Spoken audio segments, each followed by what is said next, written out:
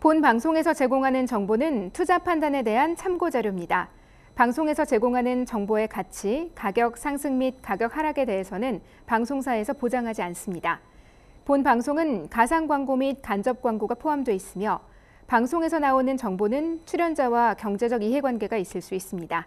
투자에 유의하시기 바랍니다. 본 방송의 제작진 및 출연진은 방송통신심의위원회 규정을 준수합니다.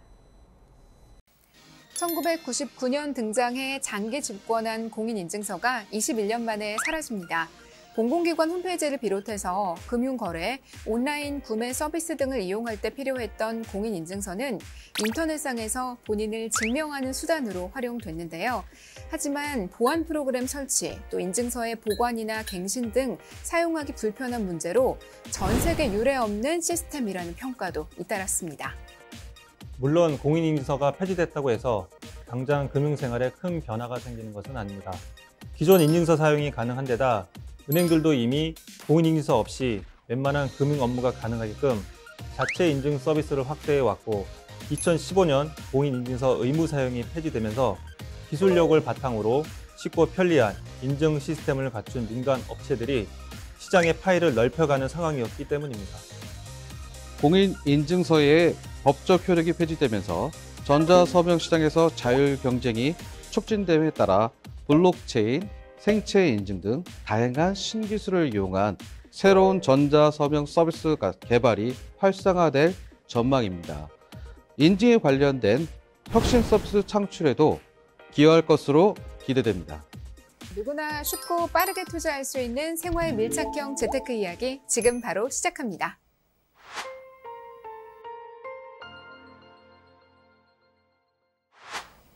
쉽고 재미있게 즐기면서 배우는 생활 밀착형 재테크 이야기. 안녕하세요. 핀테크 투자백서 진행의 강소라입니다. 오늘 제 옆에는 이득규 대표님, 차도현 이사님 나와주셨습니다. 안녕하세요. 네, 안녕하세요. 네, 굉장히 오랜만에 마스크 없이 두 분의 훤칠한 얼굴을 뵙는 것 같아요. 어떻게 지내셨나요? 저는 정말 잘 지냈고요. 오늘은 샤랄라한 우리 이사님의 모습을 뵐 수 있어서 더 기쁜 시간이 될 것 같습니다.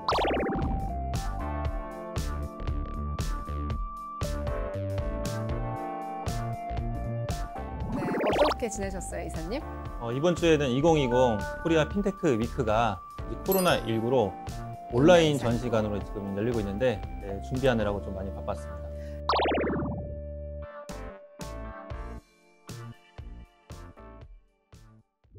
사용자분이 투자를 하면 할수록 느끼는 게 P2P는 중요하다. 이 점을 느낀다고 하셨는데요. 이 부분 어떻게 생각하시나요? 현재도 그 데이터 거래수 중에 지난 거래수가 한 65건 정도 됐습니다. 이 중에서 유료 상품이 7건 정도 거래됐는데 거래 규모가 7건을 갖고 거래를 했다고 보입니다. 그만큼 데이터에 대한 갈망과 그것에 대한 수요가 많다라고 볼 수 있을 것 같습니다. 지금 코로나19로 부동산이 굉장히 아마 어려움을 겪을 것으로 예상이 되지만 부동산에 한번 관심을 가져보시기를 추천을 드립니다. 이런 사례들이 이제 아마 본사 사옥을 매각을 하고 다시 상품으로 다시 재매입하는 사례들을 아마 검색을 해보시면 많이 보실 수 있을 것 같고요. 주택가격이 만약에 계속 상승한다고 했을 때 앞서도 말씀하셨듯이 행사를 할 수가 있어서 주택을 시세보다 이제 저렴하게 이제 매입할 수 있는 그런 메리트가 있죠. 가장 기본적인 부분은요, P2P 투자이기 때문에 원금 보장이 되지 않는다는 점, 그래서 투자가 어떻게 이루어지고 있는지 좀 개인이 꼼꼼하게 살펴보셔야 한다는 점 강조해 주셨고요. 네, 이번에는 한 주 동안 핀테크 업계에 어떤 일들이 있었는지 뉴스로 정리해보는 시간입니다. 한 주간의 핀테크 뉴스입니다. 먼저 첫 번째 뉴스입니다. 금융 데이터 거래소가 출범한 지 열흘 만에 65건의 데이터를 거래한 것으로 집계됐습니다. 이 가운데 유료 거래는 7건으로 규모는 약 2억 2천만 원에 달하는데요. 금융사뿐만 아니라 통신, 보안, 컨설팅 등 다양한 비금융 업체들도 참여해서 데이터 시장 조성의 첫발을 성공적으로 내디뎠다는 평가입니다. 금융권의 디지털 트랜스포메이션 지식 인증을 위한 제1회 KBI 금융 DT 테스트가 오는 7월 18일 실시됩니다. 최근 금융산업에는 기술과 금융이 접목되며 관련 학습 수요가 증가하고 있고 지식과 역량을 객관적으로 측정할 수 있는 평가가 필요하다는 목소리가 커지고 있는데요. 이에 실시되는 금융 DT 테스트는 금융인과 일반인 모두 응시할 수 있으며 원서 접수는 6월 9일부터 16일까지입니다. 오는 8월부터 본격화되는 본인 신용정보관리업, 일명 마이데이터 사업에 앞서 은행들이 신사업 주도를 위한 각축전에 나섭니다. 고객 신용정보를 바탕으로 카드사와 핀테크사 등 다양한 영역의 경쟁 서비스 출현이 가능해지면서 역량 강화에 집중하는 모습입니다. 당초 핀테크사를 중심으로 허가가 예상됐던 마이데이터 사업이 은행을 비롯한 다른 금융사에까지 대상을 확대하면서 치열한 시장 경쟁이 예상됩니다. P2P 금융업을 법제화하는 온라인 투자연계 금융업법 시행이 100일 앞으로 다가왔습니다. 협회 설립과 업체 등록을 위한 실무 작업이 진행 중인 가운데 금융감독원은 6월 초 P2P 금융업체를 대상으로 설명회를 열 예정입니다. 이상으로 한 주간 핀테크 뉴스였습니다. 네, 한 주간의 뉴스를 함께 정리해 봤는데요. 눈에 띄는 것들이 몇 가지 있어서 이야기를 좀 나눠보려고 해요. 지난 11일에 금융데이터거래소가 시범 운영을 시작했습니다. 미래를 예측하고 또 대응하기 위해서는 데이터가 그만큼 중요하다. 이 사실이 회를 거듭할수록 더 명확해지는 것 같은데요. 새롭게 등장한 금융데이터거래소, 어떤 기능을 하는 곳일까요? 말씀하신 것처럼 금융 데이터, 현재 사회와 미래 사회를 예측할 수 있는 것이 데이터 산업이라고 할 수 있는데요. 그와 관련해서 금융 데이터 산업이라고 합니다. 그것은 기업이 갖고 있던 금융 데이터를 암호화하여서 거래를 하는 시스템을 만들어주는 겁니다. 이것은 이 데이터를 활용하고자 하는 각종 학교, 기관, 연구단체 또는 이것을 활용해서 또 사용할 수 있는 서비스 업체인 통신, 쇼핑, 또 금융기관, 이 많은 기관들이 이 데이터를 활용해서 또 다른 상품과 사업을 창출해서 고객 대의를 분석해서 맞춤 서비스를 제공할 수 있다고 생각할 수 있을 것 같습니다. 거래소에서 할 수 있는 일들이 굉장히 많을 거라는 생각이 드는데 어떻게 진행이 되는지 그 절차도 한번 알아볼까요? 네, 우선 데이터 공급자가 있겠죠. 네, 은행이나 카드사나 증권사 등의 이 데이터 공급자가 먼저 판매 데이터를 등록을 하면 데이터의 수요자인 기업이나 기관들은 이 필요한 데이터를 검색해서 거래 계약서를 데이터 거래소 시스템으로 통해 전송을 합니다. 계약이 성사되면 데이터 공급자는 데이터를 그냥 보내면 안 되니까 이제 암호화해서 금융 데이터 거래소로 전송하고 이를 거래소가 확인 후 수요자에게로 전송해주는 절차로 이루어집니다. 이제 막 시작하는 데이터 거래소, 출범한 지 한 2주 정도가 지났는데요. 지금까지 어떻게 운영되고 있는지 현황도 한번 살펴볼까요? 네, 금융보안원에서 지난 21일 기준으로 데이터 거래소를 만들었고요. 회원사는 총 46개 회원사가 됐고요. 금융회사가 24개사, 핀테크, 통신, 그리고 컨설팅, 비금융회사가 22개사, 총 46개사로 구성됐습니다. 현재도 많은 기업이 참여하려고 의사를 많이 문의하고 있는 상태고요. 현재도 그 데이터 거래소 중에 지난 거래수가 한 65건 정도 됐습니다. 이 중에서 유료 상품이 7건 정도가 거래됐는데 거래 규모가 7건을 갖고 2억 2천만 원에 거래를 했다고 보입니다. 그만큼 데이터에 대한 갈망과 그것에 대한 수요가 많다라고 볼 수 있을 것 같습니다. 46개, 46개 회사가 회원으로 등록이 되어 있는데 이 중에 금융회사가 24개라고 한다면 비금융회사가 절반 정도를 차지하는 거잖아요. 앞으로 또 진짜 치열한 시장 경쟁이 예상이 되는 부분입니다. 금융 데이터 거래소에 기대하는 기대할 수 있는 효과들은 또 어떤 것들이 있을까요? 네, 거시적 관점에서의 기대 효과로 크게 이제 3가지로 말씀드릴 수가 있는데요.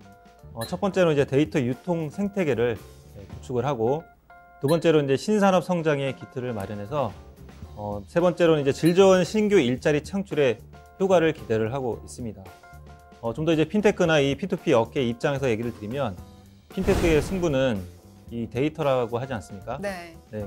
고객 정보가 많고 정교할수록 이 맞춤형 서비스를 다양하게 제공할 수 있을 것만큼 데이터 거래소의 활성화가 핀테크 업계에 새로운 방향성을 제시하지 않을까 싶습니다. 네, 이처럼 긍정적인 파급 효과로 인해서 앞으로 금융 데이터 거래소의 역할은 점점 더 중요해질 것이다라는 생각이 드는데요. 새로운 제도의 시행인 만큼 여러 가지 시행착오도 있겠지만 또 그만큼 가이드라인을 잡아가면서 이 금융 데이터 거래소가 조금 더 안정화되고 활성화되기를 기대해 봅니다. 네, P2P 업계에서 가장 큰 이슈 중에 하나이지 않을까 싶어요. 오는 8월 시행이 예정이 된 온라인 투자 연계 금융업법. 저희가 계속해서 거의 매회마다 언급이 되는 단어인데요. 이제 시행일이 100일도 채 남지가 않았습니다. 이 법이 시행이 되면 P2P 업계 그리고 이 금융권, 비금융권 전반적인 분야에 굉장히 큰 변화가 있을 것 같은데요. 이 P2P 금융업법이 시행이 되면 체감할 수 있는 변화들, 어떤 것들이 달라지게 될까요? 네, 첫 번째로 가장 큰 게 이제 투자 한도가 조정이 되는데요. 개인 투자자의 P2P 투자 한도가 3천만 원으로, 그리고 부동산 관련 투자 한도는 1,000만 원으로 제한이 됩니다. 두 번째로는 이제 영업행위에 대한 규제로 구체화로 이제 P2P 업체의 거래 구조와 재무, 그리고 경영 현황, 대출 규모, 연체율 등은 이제 공시를 해야 해서 이제 투명하게 관리가 가능하다고 볼 수 있습니다. 세 번째로는 이제 금융회사의 투자가 가능해진다는 점인데요. 연계대출 금액의 40% 이내에서 연계 투자가 가능하고, 전문적인 금융회사가 투자를 통해 P2P 업체를 관리함으로써 개인 투자자의 보호가 강화된다고 볼 수가 있습니다. 마지막으로 이제 투자자와 대출자의 보호를 위해 동일 채무자에 대해 연계대출 채권 잔액의 10% 범위 내로 대출 한도를 제한합니다. 네, 시행 법령 중에서 눈에 띄는 것이 있는데요. 적격 P2P 금융 원천 징수세율 인하한다는 내용이에요. 이 내용은 어떤 건가요? 조금 어려워요, 대표님. 이 내용은 이제 소득세법에 관련돼서 2018년 정부에서 발표한 자료인데요. 모든 부분에 해당되는 게 아니고 적격 P2P 투자자에 한정돼서 이자 소득의 원천 징수액을 24% 예금 이자 소득과 같은 걸로 14% 인하해준다는 얘기입니다. 다만 한시적으로 2020년 12월 31일까지 P2P 금융업에 좀 더 많은 투자들의 문을 열어주겠다라는 취지로 만들어진 세율 인하 정책입니다. 올해 말까지만 한시적으로 시행되는 법이 그 소득에 대한 세금을 조금 줄여주는 거, 활성화를 위해서 잠깐 동안만 진행이 된다라는 거 알아주시면 좋을 것 같고요. P2P 금융업법 이제 100일 채 안 남았는데요. 시행을 앞두고 어떤 준비가 업계에서는 진행이 되고 있나요? 네, 금융감독원은 이제 6월 초에 P2P 금융업체를 대상으로 온라인 투자 연계 금융업법에 따른 등록 절차를 대해서 설명회를 열 예정입니다. 너무 기니까 온투법이라고 할게요. 네. 이 설명회를 통해 온투법의 등록 절차 및 구비사항, 실무적 부분에 대한 궁금증의 해소가 가능해질 것으로 보이고 7월까지 공시 기준과 공시 시스템 구축을 완료할 것이라고 합니다. 이에 따라 핀테크 업계는 이 제도권 편입을 앞두고 신뢰도를 제거하기 위한 노력을 할 것이고, 이 온투법에 따른 업체 등록을 위해 이제 준법 감시인을 채용하는 등의 준비 과정을 할 것으로 보입니다. 네, P2P 업계에서도 법 시행을 앞두고 발빠르게 움직이고 있다라는 말씀이셨는데요. 저희가 핀테크 투자백서여서가 아니라 요즘 뉴스에서 정말 핀테크, P2P 이야기가 많이 들리죠? 네, 제 귀에만 들리는 게 아니죠. 네. 정말 뉴스가 쏟아져 나오고 있습니다. 저희와 함께 하시면서 최근 이슈가 되는 그런 핀테크 업계의 소식들, 또 투자에 유용한 정보들 꼭 담아가시기를 제가 진짜 적극 추천해 드립니다. 방송 보시다가 궁금하신 점 있으신 분들은 022128-3330번으로 전화 주시고요. 전화 주시면 저희가 언제나 전문가 상담 친절하게 도와드리고 있습니다.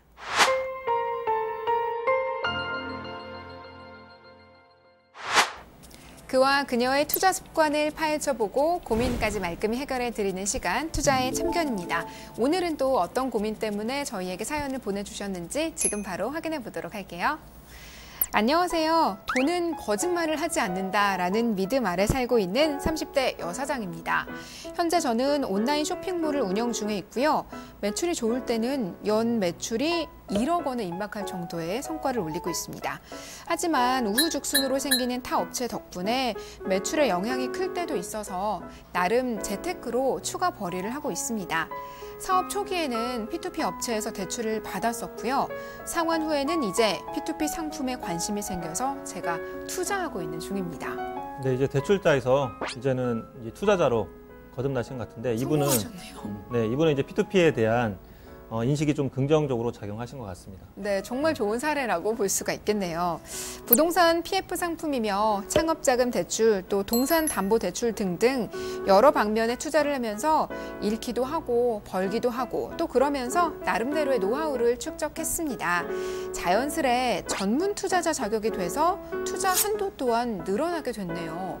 네, 인터넷 쇼핑들 많이들 하시나요? 저는 굉장히 많이 해요. 네, 저도 많이 하는 것 같습니다. 요즘 네. 정말 더 많이 하죠. 네네. 이사님 어떠세요? 저도 이제 많이 해서 이제 인터넷 쇼핑을 하다 보면 등급이라는 게 있지 않습니까? 네. 네, 소라 씨는 등급이 한 어느 정도? 저 VIP예요. 아, VIP 요? 굉장히 많은 사이트에서 네. 집으로 맨날 뭐가 와요. 물건을 이제 자주 구매하면 구매할수록 네. 이 등급이 올라가는 것처럼 이 P2P 투자도 마찬가지입니다. 예, 투자를 많이 하면 할수록 이 투자 자격 또한 상승해서 이 전문 투자자 자격을 얻게 된다고 생각하시면 되겠습니다. 그렇군요. 제가 관심 분야이다 보니까 또 이해가 쏙쏙 되네요. 투자에도 많이 하면 할수록 투자자 등급이 올라가는군요. 이거 재밌을 것 같아요. 한번 매력을 느끼면 또 등급 올리기에. 이어서 사연 속으로 들어가 보도록 하겠습니다. 투자를 하면 할수록 드는 생각은 P2P 업체 선정이 정말 중요하다 이런 생각이 들었습니다. 결국에 투자금 회수는 그 업체를 통해서 하기 때문이니까요. 그러던 중에 남편을 통해서 새 P2P 상품에 대한 얘기를 들었어요. 여보, 요새 P2P 투자는 좀 어때? 쏘쏘해. 뭐 좋지도 나쁘지도 않은 상황. 그건 왜? 자기 때문에 나도 모르게 P2P 기사를 찾아보게 되더라고. 뭐 떠오른 SLB 상품이라는 게 있다고 하던데. SLB? 그거 차 이름 아니야? P2P 상품에도 그런 게 있었어? 그런가 봐. 기사를 살펴보다 보니까 거의 기업들 관련된 내용들만 있더라고. 규모도 액수도 아주 큰 거. 그래서 유 선생을 찾아봤지. 요즘에는 유튜브에 없는 게 없어. 인생의 선상이라니까. 찾아보니까 영상이 있긴 하더라고. 여보가 투자했던 P2P 상품 분들과도 비교하던데 수익이 떨어져도 보다 안전하고 그렇다고 하더라고. 그래? 나도 한번 찾아봐야겠네. 남편의 말대로 유 선생에서 SLB 상품에 대해 찾아보고 방송을 보게 돼서 이렇게 사연을 남깁니다. SLB 상품에 대해서 샅샅이 좀 알고 싶어요. 수익률은 9% 이상이면 좋을 것 같고요. 본 상품에 메리트가 있으면 저는 한 8천만 원 정도까지 투자할 생각이 있습니다. 제 과거를 돌이켜보면 처음엔 옷이 너무 좋아서 시작한 사업, 이제는 경쟁업체가 너무 많기도 하고요. 처음과는 다르게 옷을 보는 제 안목도 이게 맞는지 좀 헷갈리네요. 그래서 더더욱 재테크에 힘을 쏟고 싶어요. 조언 부탁드립니다. 라고 사연을 보내주셨습니다. 네, 유튜브에서 저희 방송 보시고 사연 보내주시는 분들 요즘 꽤 많으시더라고요. 이분도 뭐 인생 공부를 유튜브에서 하시는 분인 것 같은데요. 쇼핑몰 운영하고 계시고요. 지금 SLB 상품에 대해서 관심을 갖고 계십니다. 사연 어떻게 들으셨나요? 제 개인적 생각으로는 두 부부가 굉장히 이상적인 도덕적 부부다. 왜요? 저의 경우는 재테크에 관련해서 집사람과 얘기해 본 적이 없는데 비밀로. 항상 그 비자금이라는 걸 숨겨놓는데 이렇게 오픈해서 서로 재테크에서 관련돼서 얘기를 한다는 건 굉장히 바람직한 도덕적 부부다. 방송 나가도 네네. 됩니까, 대표님 이 내용? 큰일이네요. 이사님은 어떻게 들어보셨어요, 이 사연?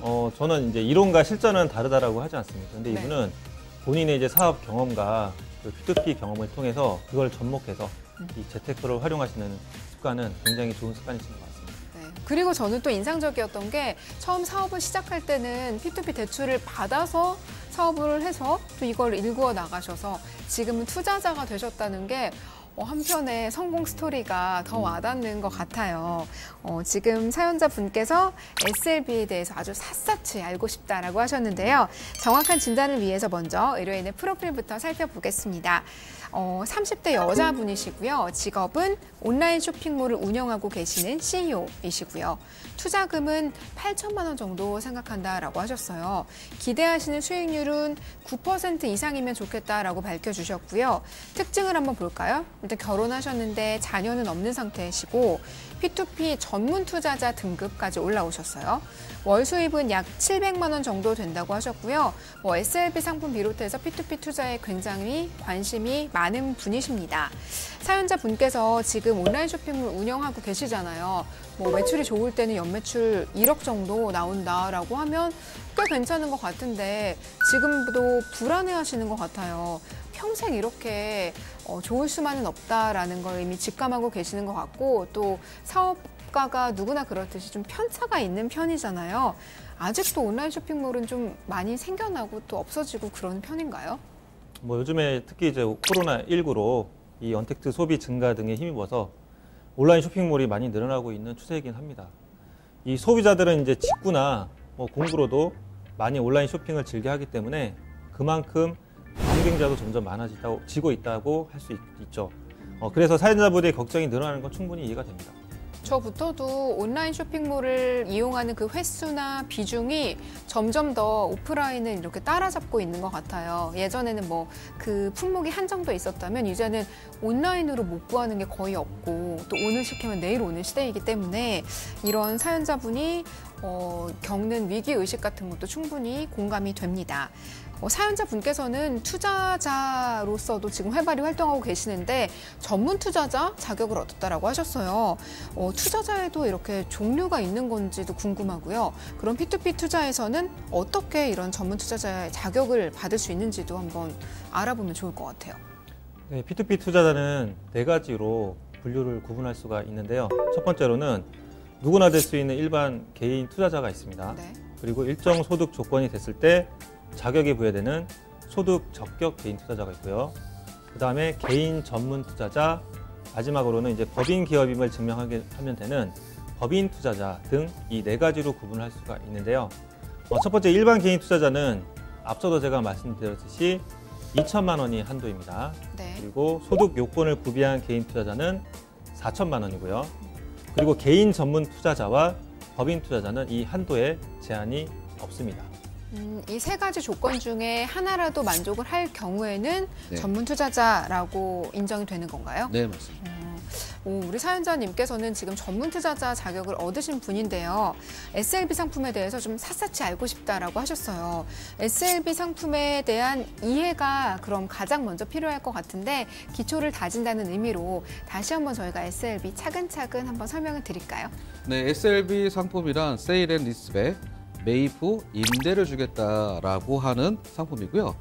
한계 차주, 즉 다시 말해서 예전의 표현으로 하면 이제 좋지 않은 표현에서 이제 없어졌지만 하우스포어라는 말이 있습니다. 네.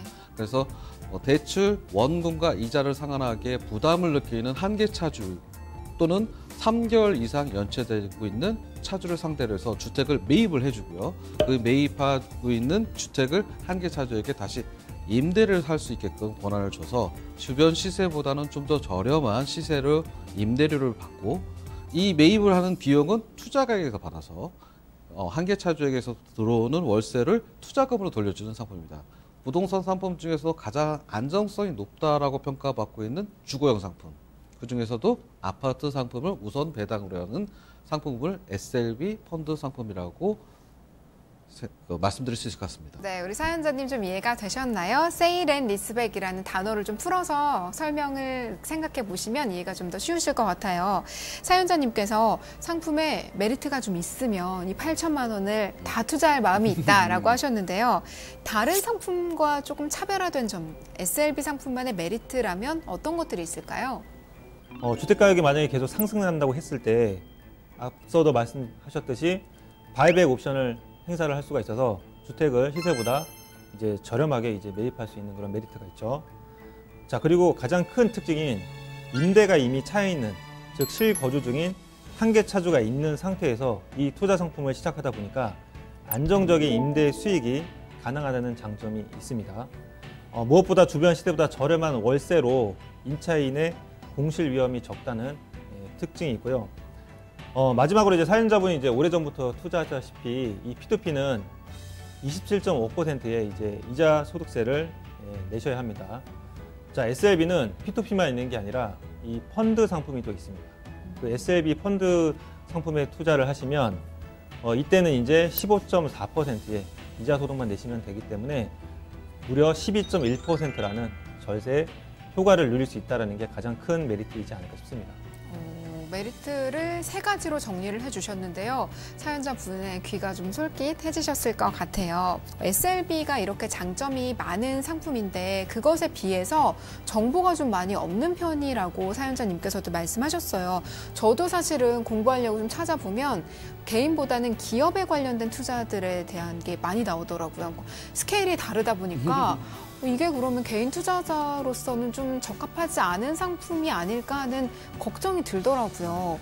왜 그런 건가요, 대표님? 네, SLB 상품은 기업의 관점과 그리고 개인의 관점으로 두 가지로 검토해 볼 수 있을 것 같아요. 기업에서 관점으로 봤을 때 가장 중요한 건 자산의 유동화 관점이 있습니다. 자산의 유동화란 뭐냐면 정체되고 있는 부동산에 고여 있는 현금을 다시 매각을 통해서 기업에 들어올 수 있다는 겁니다. 다시 말해서 현금으로 사업의 본연에 충실할 수 있다. 그리고 약정 기간이 지나고 나면 그 부동산을 매입을 함으로 인해서 사용할 수 있다. 이런 사례들이 이제 아마 본사 사옥을 매각을 하고 다시 SLB 상품으로 다시 재매입하는 사례들을 아마 검색을 해보시면 많이 보실 수 있을 것 같고요.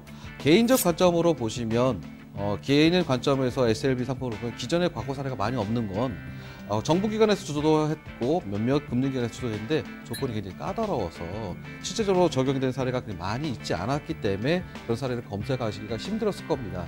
근데 이 SLB 상품은 향후에도 많이 규모를 확대해 가려고 정부기관에서도 추진하고 있으니까 아마 많은 적용 사례를 보실 수 있을 것 같습니다. 네, 자 그러면 SLB 상품에 우리가 투자를 했어요.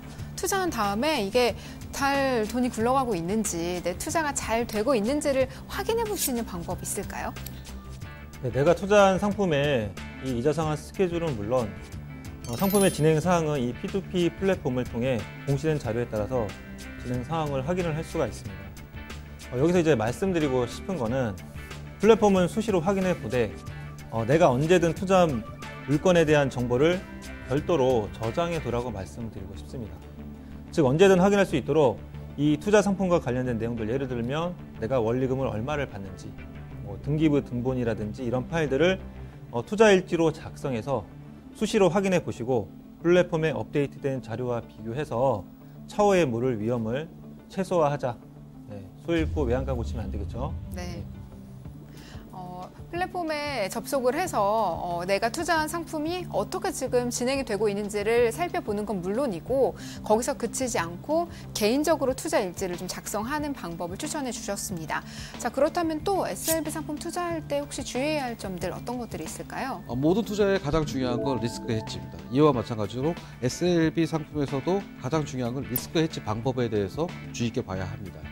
한계차주 입장에서 SLB의 리스크 부분은 무엇일까요? 그렇다면 그것은 즉 매월 내고 있는 월세입니다. 월세가 만약에 들어오지 않으면 어떻게 해결할 방법이 있는지, 이것에 대한 해지 방법들이 어떻게 준비가 되는지 굉장히 중요한 포인트입니다. 왜냐하면 투자가 입장에서는 한계차주가 매월 내고 있는 임차료가 꼭 수익금이 되기 때문에 수익금이 안 들어오면 투자에 굉장히 리스크가 생기겠죠. 그렇죠. 그러니까 그것도 어떤 방법으로 해지를 하는 방법이 있는지 검토해 보실 필요가 있는데요. 통상적으로 어떤 방법들이 있는지 제가 간략하게 예를 들어 설명해 드리겠습니다. 첫 번째로 월세가 정상적으로 납부가 안 되고 있다. 그러면 우리가 보통 어떻게 합니까? 보증금에서. 보증금에서 차감할 수도 있겠지만 연체료가 먼저 나가겠죠. 네. 우리가 이제 보통 카드나 뭐 이런 걸 사용했을 때도 제대로 정상적인 납부 날짜에 안 납부하면 연체료가 발생합니다. 네. 그래서 이제 월세를 내고 있는 한계차주가 제때 내지 않으면 연체료가 부담할 수 있다. 라는 게 첫 번째 리스크 해지 방법이고요. 그럼 한계차주 입장에서는 예. 월세를 못 내는데 연체료는 어떻게 낼까요? 그렇죠. 이제 그 부분에 대한 것이 첫 달 월세를 못 냈다가 두 달 때 낼 수도 있으면 연체료가 그때 포함해서 낼 수 있겠죠. 근데 이게 3개월 이상 연체가 된다라고 하면 그런 말씀해 주신 것처럼 보증금에서 차감을 하는 방법이 있습니다. 네. 근데 이 모든 것이 연체가 계속적으로 발생하면 아무래도 이제 법적인 문제가 발생할 수 있겠죠. 그래서 한계차주는 모든 상관례상 이것에 대해서 주의하셔야 될 부분이 있습니다. 그리고 또한 투자가 입장에서는 P2P 상품입니다. 이 SLB 펀드 상품 자체도. 그러니까 원금이 보장되지 않는다는 것이 굉장히 중요한 포인트라고 생각하니까요. 한계차주에 대해서 꼼꼼한 서류 그리고 투자를 관리하는 업체에 대해서 주의 깊게 관리하셔야 될 것 같다고 생각합니다. 네, SLB 상품 투자할 때 주의해야 할 점들 여러 가지 한번 살펴봤습니다. 일단 가장 중요한 건요, P2P 투자이기 때문에 원금이 보장되지 않는다는 점 항상 기억하셔야겠고요. 그렇기 때문에 P2P 업체 선정이 더욱더 중요할 것 같습니다. 또 한 가지가 리스크 해지 방법인데요. 투자이기 때문에 언제나 리스크가 존재할 수 있다. 하지만 투자자 보호를 위해서 어떤 보호 장치들을 갖고 있는지 이 점을 투자 전에 미리 좀 꼼꼼하게 살펴보셔야 될 것 같습니다. 자, 그럼 P2P SLB 펀딩의 과정이 궁금한데요. 어떻게 투자와 또 수익 구조가 이루어지는지 한번 자세하게 살펴볼까요? 네, SLB 상품 투자 구조 한번 보도록 하겠습니다. 네, 제일 처음에 이제 투자자가 이 P2P 업체에 투자를 합니다. 자, 그러면 이 P2P 업체에 있는 투자금을 신탁사로 대금을 지급을 하고, 자, 이 신탁사는 한계차주가 가지고 있는 이제 금융사에 있는 이제 대출금을 상환을 해주게 됩니다. 그리고 금융사에 있는 대출금을 채권을 매각을 해서 그러면 시세와 이 대출금의 차익이 발생하는데 그 부분이 바로 보증금이 된다라고 보시면 되겠습니다. 자, 그러면 한계차주는 주택을 매각을 하게 되죠, 신탁사로. 자, 그럼 이제부터는 한계차주는 주거 안정을 찾으시게 되고 매월 월세를 납부를 합니다. 자, 그러면 매월 월세를 납부하면 이 수익금이 바로 매월 P2P 업체로 들어가게 돼서 그 다음에 투자자의 수익으로 매월 지급이 됩니다. 자, SLB는 5년 뒤에 바이백 옵션, 즉 한계차주가 다시 집을 살 수 있는 권리가 있기 때문에 만약에 한계차주께서 주택을 재매입을 하시게 되면 이때 발생하는 시세 차익이 발생합니다. 이 시세 차익 발생 시 수익 배분을 역시 또 해드리는데 이 수익 배분과 투자 원금을 포함해서 P2P 업체로 들어가서 다시 투자자에게 플러스 알파라는 수익이 발생하신다라고 보시면 되겠습니다. 전체적인 투자 상품 구조를 보시고 번호 순으로 이어가신다면 쉽게 이해할 수 있으실 거라고 생각이 듭니다. 네, 우리 사연자님께서 이 상품에 메리트가 있으면 8천만 원 정도까지 투자할 의향이 있다 이렇게 밝혀주셨는데요. 투자했을 때 예상되는 수익, 상환 스케줄을 한번 살펴볼까요? 네, SLB 예상 상환 스케줄 한번 보도록 하겠습니다. 네, 모집 금액은 14억입니다. 네, 아마 9억 초과의 고가 아파트일 거라고 예상이 되고요. 네, 투자금은 8천만 원이고 예상 수익률은 9%, 네, 기간은 12개월, 1년입니다. 자, 매월 보시면 세후에 44만 원에서 43만 원 정도의 매월 이자 소득을 받으시다가 토탈 522만 원에 토탈 522만 원의 이자 소득을 받아가실 수가 있고 원금 8천만 원과 520만 원을 더한 8,522만 원을 최종 지급받게 되십니다. 만약에 SLB를 4년을 투자를 하신다고 한번 가정을 해보겠습니다. 자, 그러면 매년 522만 원의 이자가 발생을 하고 토탈 더하면 4년 후 2,088만 원의 이자 소득을 받으실 수가 있고 내 원금 8천만 원과 이자 2,088만 원을 더한 1억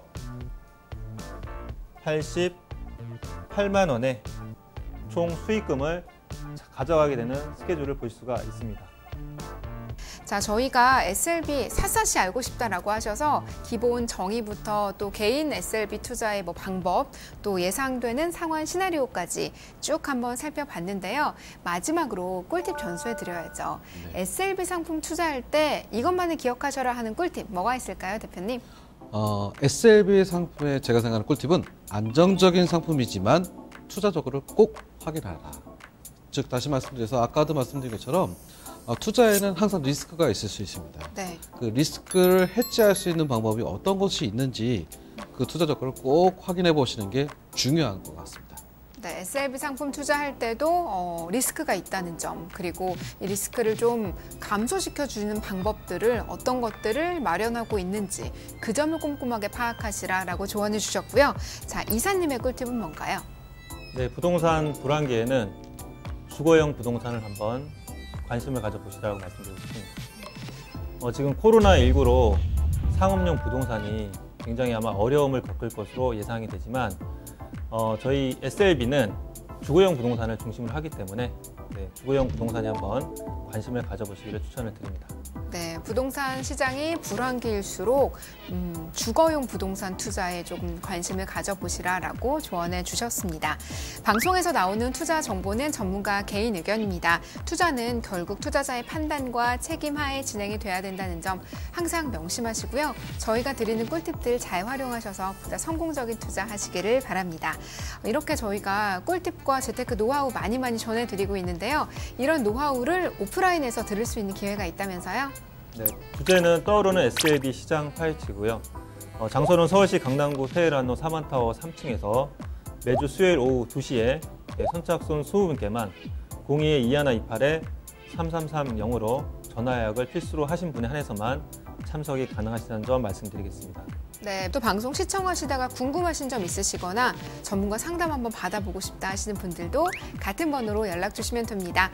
02-2128-3330번입니다. 이 번호로 연락 주시면 저희가 방송 중은 물론이고요. 방송 끝난 이후에도 언제나 친절한 상담 도와드리도록 하겠습니다.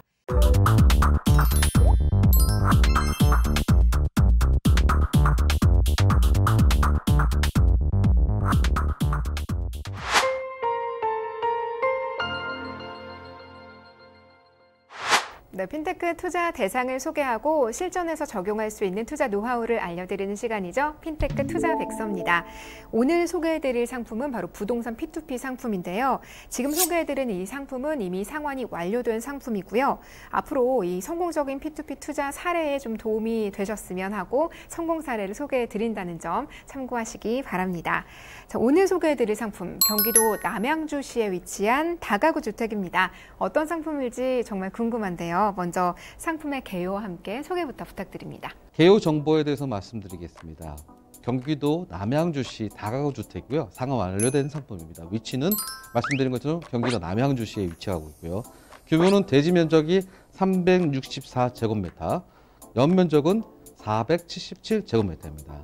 층은 지상 1층에서 지상 3층의 규모를 갖추고 있습니다. 공사 기간은 7개월 기간이고요. 용도 지역은 다가구 주택 신축 사업 지역이고요. 예상 가치, 준공후 예상 가치는 27억 원입니다. 연수익률은 14%였고요. LTV 구간은 70%였고요. 상환 방식은 만기 시 상환. 만기가 됐을 때 한꺼번에 상환하는 만기 시 상환 방식이죠.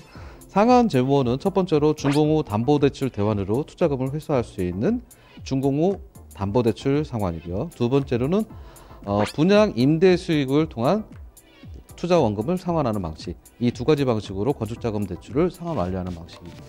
네, 경기도 남양주시에 위치한 다가구 주택입니다. 총 3층 건물의 주택이고요. 다가구 주택이랑 다세대 주택, 이름이 거의 비슷하잖아요. 이름 때문에 헷갈리시는 분들 많이 계실 것 같아요. 차이점이 분명히 있겠죠? 네, 다세대 주택이라고 하면은 공동주택으로 보통 4층 이하의 건물로 지어집니다. 예를 들어서 우리가는 이제 빌라가 바로 다세대 주택에 해당이 됩니다. 네. 다세대 주택은 소유자가 이제 여러 명이 있는 주택이다라고 이해를 하시면 될 것 같고, 반대로 이제 가구 주택은 우리가 아는 이제 원룸, 투룸 같은 소유자가 한 명인 분이 임대로 임차로 여러 명을 이렇게 관리하는 그런 집을 다가구 주택이라고 합니다. 자, 오늘 소개해드리는 상품 부동산 PF 상품입니다. 부동산 PF는 P2P 투자 상품이긴 하지만 앞에 부동산이 붙잖아요. 그런 만큼 개발 호재, 입지 이러면 무시할 수가 없죠. 한번 정리를 해볼까요? 네, 해당 물건은 워낙에 뛰어난 입지와 다양한 호재가 겹쳐 있는 그런 상품입니다. 그래서 각각 하나씩 제가 차근차근 설명해 드리겠습니다. 첫 번째, GTX B 노선이 준공 예정인 별내역 인근에 위치해 있어서 서울역까지 15분, 청량리역까지 10분 내에 진입 가능한 서울과 접근 가능성이 굉장히 높다 없다고 예상됩니다. 그래서 네. 유동인구 또한 굉장히 많이 늘어날 거라고 생각되고 두 번째로 수석대교가 건설되고 올림픽대로가 또 확장되고 제2 경부고속도로가 완공되는 등 교통 호재가 굉장히 구축이 잘 될 거라고 예상되는 지역입니다. 요즘 가장 핫한 수도권 3기 신도시로 선정된 왕숙지구가 아주 가까이 있고요. 판교 테크노밸리의 2배 규모로 신도시 중에 가장 큰 규모로 조성될 예정이므로 대규모 산업단지가 구성됨으로 인해서 자급자족의 기능을 갖출 수 있다라고 판단할 수 있습니다. 그리고 경부 제2차 테크노밸리 유치가 완성되면 약 13,000명 정도의 고용 창출이 예상됩니다. 그리고 지하철 4호선, 8호선 연장으로 인해서 교통 수요에 대한 해소와 출퇴근 시 잠실까지 20분대, 강남역까지 30분에서 40분 정도로 진입이 가능할 거로 보입니다. 네, GTX B노선이 개통이 될 경우 서울역까지 15분이면 갈 수 있다라고 말씀을 해주셨는데요. 엄청 가깝네요. 네. 그에 따른 파급 효과 어떤 것들이 있을까요? 네, 일단 출퇴근 시간이 15분대라면 이 서울권 근무자들의 유입이 정말로 원활하게 이루어질 수 있을 것 같고, 이 서울과 멀지 않은 이 근교의 남양주는 이 도심 속의 전원 생활을 누릴 수 있는 아주 좋은 지역이라고 생각이 듭니다. 그래서 기존 직장으로의 출퇴근 동안 편리함으로 이 또 4호선과 8호선이 또 연장까지 더해지면 잠실이나 이 강남권의 근무자들 또한 남양주의 유입이 더욱 가중될 것으로 판단이 됩니다. 근시일 내에 대도시로 살바꿈할 수 있지 않을까 하는 기대도 되는데요. 그런데 저희가 지금 이 상품이 거주 목적으로 소개해드리지 않고 P2P 투자 목적으로 소개를 해드리고 있잖아요. 투자 상품으로 다가구 주택 어떤가요? 투자 자금을 회수하는 시점에서 우리가 늘 말씀드린 것처럼 준공후 금융기관의 담보대출 대환으로 원금 상환을 할 수 있다. 물론 이런 방법이 있고, 두 번째 제가 늘 설명드리는 준공후 분양 및 임대로 상환할 수 있다라는 말의 주 관점을 보면 다가구 주택의 특징은 아무래도 임대 수요, 임대가 맞춰져 있음으로 인해서 수익률이 나오지 않습니까? 공실이 일어나면 그렇죠. 안 되고. 네. 그렇다는 것은 그 수요가 맞춰져 있는 곳에 수익률이 나오다 보면 투자하고자 하는 분들의 관심이 많이 높아지겠죠. 투자하신 분들이 분양을 하시거나 분양을 받으시거나 또 임대가 들어왔을 때 투자 원금을 회수할 수 있는 그런 관점에서 굉장히 중요한 공실률이 좋을 위치라고 생각할 수 있겠습니다. 대규모 테크노밸리가 조성이 되면서 일자리가 굉장히 많이 이곳에 생길 예정이고, 그만큼 여기에 거주하셔야 되거나 관심을 갖고 계시는 분들이 많기 때문에 투자 수요가 굉장히 많다, 크다라고 기대해 볼 수 있겠고요. 수요가 많다라는 건 투자자에게는 당연히 긍정적인 신호겠죠. 그렇게 정리를 해볼 수가 있겠습니다. 그렇다면 투자자가 조금 더 마음을 놓을 수 있게 보호장치 어떤 것들이 있을까요? 네, 투자장치에 대해서 한번 차근차근 살펴보도록 하겠습니다. 첫 번째로는 관리형 토지 신탁, 위탁 수익권에 대해서 2순위로 수익권 대출금의 대출금의 30%를 더 설정한 130%가 설정되어 있습니다. 두 번째로는 시공사 법인 연대 보증 및 보증은 절대로 쓰면 안 되지만 남이 서주면 좋은 거죠. 네, 두 분 별로 안 웃으시네요. 네, 책임준공 확약은 뭐냐면, 시공사, 건물을 짓는 회사가 무조건 건물을 끝까지 지어주겠다는 이제 각서라고 생각하시면 되겠습니다. 네. 근데 만약에 이렇게 해도 원금 회수가 불가능할 시에는 그 경매 낙찰가로 원금 회수가 가능한데요. 바로 자산 유동화 회사의 채권 매각을 통한 또 원금 회수가 가능합니다. 자, 마지막으로는 이 대출 회사의 대출 법인의 주식에 대한 2순위 근질권이 설정되어 있어 준공 후에 분양을 통한 원금 회수도 가능합니다. 보호장치가 좀 탄탄하게 되어 있다, 여러 단계로 이렇게 준비가 되어 있다라는 생각이 들긴 하는데요. 이렇게 안전장치가 있다고 해서 무조건 안전하다고 볼 수는 없죠. 여러분 이제 아시죠? 모든 투자에는 리스크가 존재할 수밖에 없습니다. 특히 이 방송을 통해서 P2P 투자나 혹은 또 부동산 PF 상품에 대해서 처음 접하게 되는 분들도 많이 계실 텐데요. 이렇게 P2P 상품, 부동산 PF 상품 투자하실 때 꼭 주의해야 할 점들, 어떤 것들 유념하셔야 될까요? 이런 말 있죠. 화려한 장미에는 향기가 있지만 아픈 가시가 있다. 네. 하지만 그 가시만 조심하면 아름다운 장미를 곁에 둘 수 있다. 특히 이 P2P 상품은 말씀드린 것처럼 투자 상품이다 보니까 원금 보장이 되지는 않습니다. 네. 그렇다 보니까 두 가지 관점에서 주의 있게 대비를 하셔야 됩니다. 첫 번째, 고금리 상품에 대한 유혹에 냉철하셔야 됩니다. 즉 다시 말해서 고금리 상품이란 거는 그만큼 하이 리스크, 하이 리턴이라고 늘 말씀드린 것처럼 부실 위험이 있기 때문에 그 부실 위험이 과연 얼마나 감수할 수 있는지, 발생 가능성이 있는지 이 부분에 대한 판단을 하셔야 되는 부분이 있습니다. 네.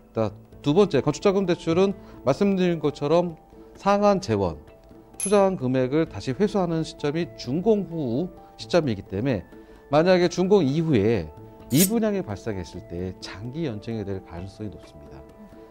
장기 연체가 갔을 때 그러면 이 부분에 대한 해지는 어떤 부분에 대해서 포인트를 잡으셔야 하냐면 물건지에 해당 물건지의 입지와 개발 호재 등 이런 것들을 통해서 회수 가능한 시점이 언제쯤, 미분양이 언제쯤 회수될 수 있을지 이에 대한 것이 분석을 하시는 것이 굉장히 중요하다고 말씀드릴 수 있고 특별히 이 부분에 투자하시는 것에 중점적으로 주의하시기를 당부드립니다. 네, 두 가지 부분을 강조해 주셨습니다. 일단 고금리 상품은 그만큼 위험이 높을 수밖에 없으니까 꼭 주의하셔야 된다라고 강조해 주셨고요. 또 부동산 PF 상품 특징상 미분양 시에 장기 연체가 발생할 가능성이 있다는 점도 꼭 염두에 두셔야겠습니다. 자, 지금 부동산 PF 상품 경기도 남양주시에 위치한 다가구 주택 소개해드리고 있는데요. 평소에 별내 신도시 관심 갖고 계셨던 분들 지금 막 채널 돌리시다가 딱 반갑게 멈추셨을 것 같아요. 그만큼 핫한 지역에 위치한 다가구 주택입니다. 자, 그런데 P2P 투자가 처음이신 분들, 그래서 이렇게 투자하면 도대체 얼마나 수익이 나는 거야? 내가 부동산 뭐 직접만 해봤지 어떤 거지 궁금해 하실 것 같아요. 가장 궁금한 부분이죠. 예상되는 상환 스케줄 한번 정리해 볼까요? 네, 남양주시 다가구 주택 상환 스케줄 한번 보도록 하겠습니다. 투자금은 2천만 원이고요. 기간은 7개월입니다.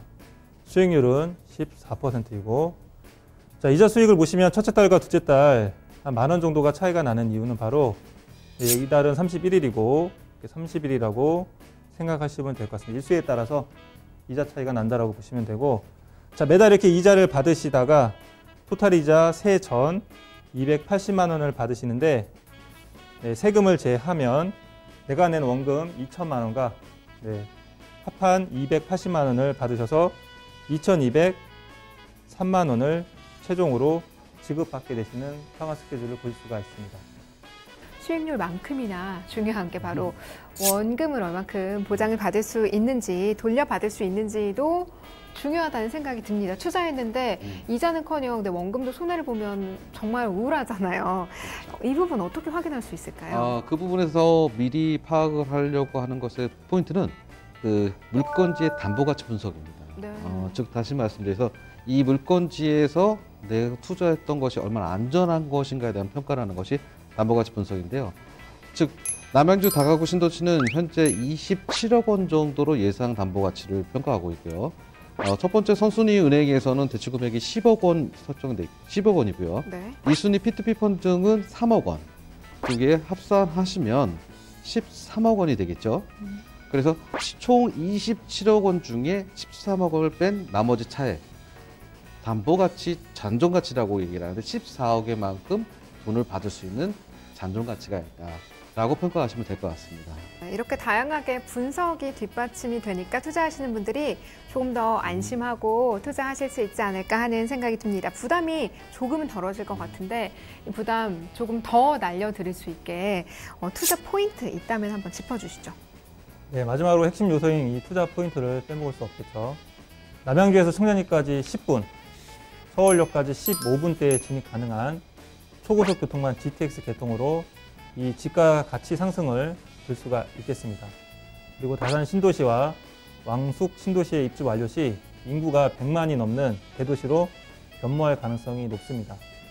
그리고 수석대교가 건설이 되고 올림픽대로가 확장이 되고 제2 경부고속도로가 2024년에 완공이 되면 이 남양주는 광역교통망의 획기적인 개선으로 인해 미래가치 또한 풍부하다고 볼 수가 있겠습니다. 준공 후 예상 담보가치는 한 27억 원으로 LTV, 담보가치 비율은 한 70%로 준공이 완료되면 임대 보증금, 분양대금 관리를 통한 투자 해소가 가능하다고 볼 수 있겠습니다. 네, 오늘은 경기도 남양주시에 위치한 다가구 주택 부동산 건축자금 대출 상품 소개해드렸습니다. 여러 가지 교통 호재가 있고요. 일자리 창출에 대한 기대 또한 높기 때문에 그만큼 수요가 높은 지역, 투자자에게는 또 그만큼 희소식이 될 수 있는 요소가 많다는 점 함께 기억해 주시면 좋을 것 같습니다. 지금 소개해드리는 상품은 이미 상환이 완료된 상품이고요. 앞으로 부동산 PF, P2P 투자하실 때 참고가 되시라고 소개해드린다는 점 다시 한번 강조해 드립니다. 또 방송에서 나오는 투자 정보는 전문가 개인 의견입니다. 투자는 결국 투자자의 판단과 책임 하에 이루어져야 된다는 점 항상 명심하시고요. 저희 재테크 꿀팁 핀테크 투자 백서와 함께 하시면서 성공적인 재테크로 한 걸음 더 가까이 나가보시기를 바랍니다. 저희가 매주 이렇게 투자 노하우 알려드리고 있는데 오프라인에서 더 자세한 내용 들을 수 있는 기회가 있다면서요, 대표님? 네, 떠오르는 SLB 시장 파헤치기라는 주제로 세미나가 있습니다. 오프라인에서 있는데요. 주소는 서울 강남구 테란로 3원타워 303호이고요. 매주 수요일 날 오후 2시에 세미나가 있을 예정입니다. 단 전화로 반드시 예약을 해야 된다는 점이 있으니 반드시 유의해 주시고요. 전화번호는 02-2128-3330번입니다. 네, 전화 예약이 필수라는 점을 강조해 주셨습니다. 매주 수요일에 열리고 있는 오프라인 세미나도 많이 관심 가져주시고요. 방송 시청하시다가 궁금하신 점 있으시거나 또는 전문가의 상담을 한번 받아보고 싶다 하고 원하시는 분들도 역시 같은 번호로 연락 주시면 됩니다. 02-2128-3330번으로 전화 주시면 저희가 방송 중 또 방송 끝난 이후에도 언제나 친절한 상담 도와드리도록 하겠습니다. 오늘 쉼없이 달려왔는데요. 오늘 준비한 내용이 여기까지고요. 네. 오늘 방송 어떠셨나요, 대표님? 오늘은 차분한 마음이 따뜻하게 다가오는 방송이었던 것 같아요. 차분하게 하실 말씀 다 하셔서 마음이 좀 편하신가요? 네, 맞습니다. 네, 오늘 저도 경제 공부 참 많이 한 것 같아요. 이사님 오늘 어떠셨어요? 네, 오늘은 드디어 마스크를 벗을 거라고 생각했는데 네, 요즘에 이제 미스트롯이 굉장히 인기지 않습니까? 네. 그래서 오늘은 트롯으로 제가 마음을 한번 표현해 보도록 네, 기대됩니다. 기대됩니다. 하겠습니다. 네. 코로나로 마스크에 대표님은 숨이 막히고 이젠 나도 마스크 벗고 방송하고 싶다. 미스트롯의 열풍을 핀테크 투자 백서에서 느낄 수 있으리라고 누가 기대했겠습니까? 네, 이사님의 소감 잘 들었습니다. 진짜 마스크 뒤에 굉장히 멋지시잖아요. 감사합니다. 네. 하루빨리 마스크 벗고 이사님 얼굴 공개하는 그날까지 저희가 열심히 한번 뛰어보도록 하겠습니다. 오늘 저희에게 좋은 말씀, 경제 상식들 또 일상에 바로 적용할 수 있는 투자 노하우 전해주신 이득규 대표님, 차도연 이사님 여기서 보내드릴게요. 오늘 말씀 감사합니다. 네, 감사합니다.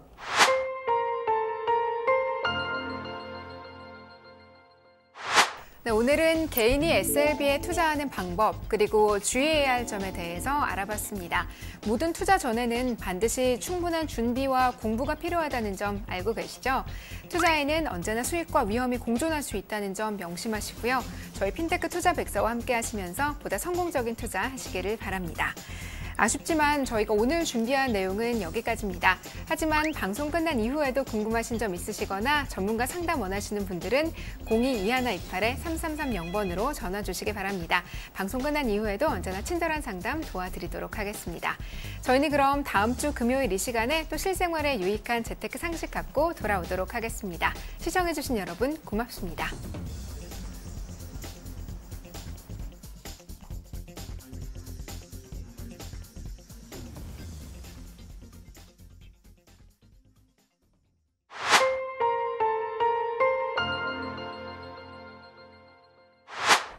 본 방송에서 제공하는 정보는 투자 판단에 대한 참고 자료입니다. 방송에서 제공하는 정보의 가치, 가격 상승 및 가격 하락에 대해서는 방송사에서 보장하지 않습니다. 본 방송은 가상 광고 및 간접 광고가 포함되어 있으며 방송에서 나오는 정보는 출연자와 경제적 이해관계가 있을 수 있습니다. 투자에 유의하시기 바랍니다. 본 방송의 제작진 및 출연진은 방송통신심의위원회 규정을 준수합니다.